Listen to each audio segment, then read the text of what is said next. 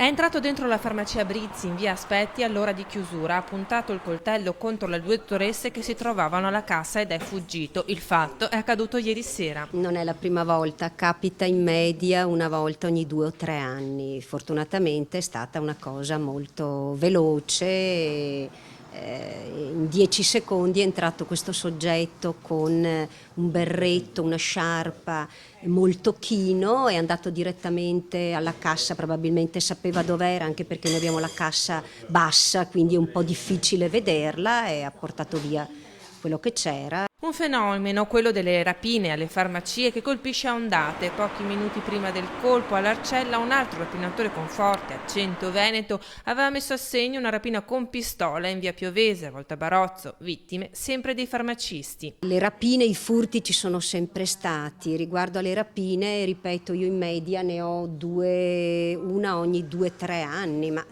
ci sono farmacie che ne hanno molto di più, per cui non direi che è un po' nella norma, ecco. I due casi ora sono affidati ai carabinieri e polizia che grazie alle immagini di videosorveglianza contano di individuare i colpevoli.